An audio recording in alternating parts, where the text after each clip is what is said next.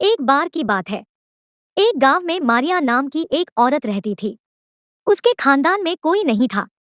उसके पास बस एक गाय थी जिससे वह अपना रोजीरोटी कमाती थी।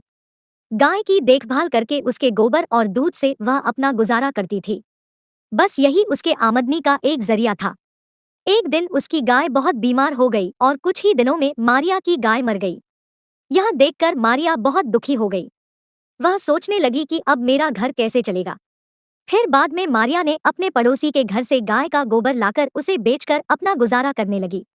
एक दिन मारिया की पड़ोसन यह देखकर सोचने लगी कि मारिया मेरे घर से गोबर ले जाकर अपना रोजीरोटी चलाती है, क्यों ना हम अपनी गाय को अंदर बांध ले, जिससे उसका गुजारा नहीं चल पाए। इस तरह से मारिया की पड़ोसन अपने गाय को अंदर बंधने लगी। यह देखकर मारिया बहुत दुखी हो गई।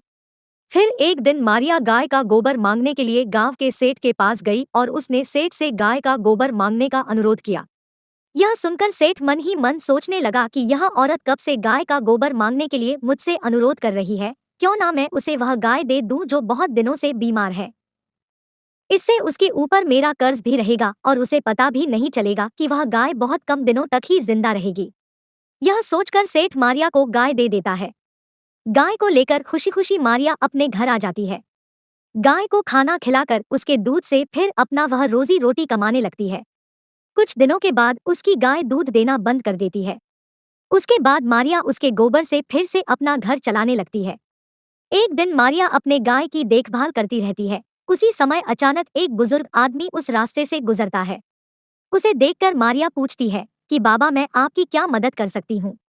यह देखकर वह बुजुर्ग आदमी मारिया से खाने के लिए मांगता है। यह सुनकर मारिया अपने घर में से अपना खाना उस बुजुर्ग व्यक्ति को देकर पानी लाने चली जाती है।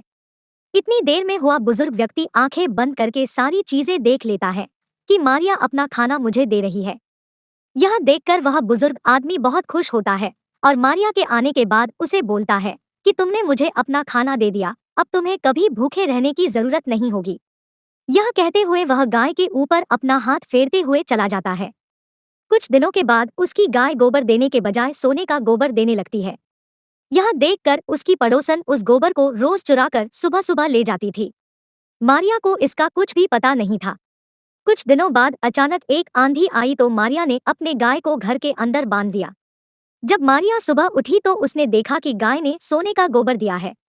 यह देखकर मारिया बहुत आश्चर्यचकित हुई। वह सोचने लगी कि कहीं उस बाबा का चमत्कार तो नहीं है।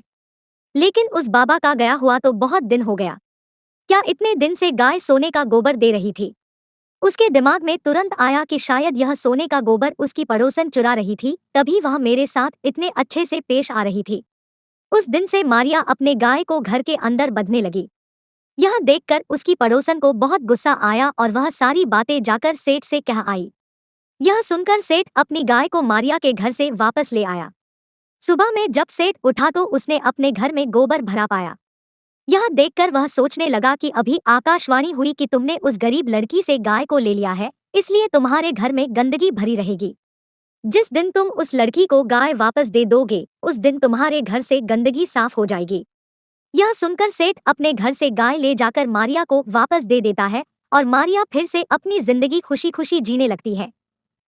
तो इस कहानी से हमें सीख मिलती है कि हमें किसी के धन पर बुरी नजर नहीं रखनी चाहिए। भगवान हमें जितना दिए है उसी में खुश रहना सीखना चाहिए।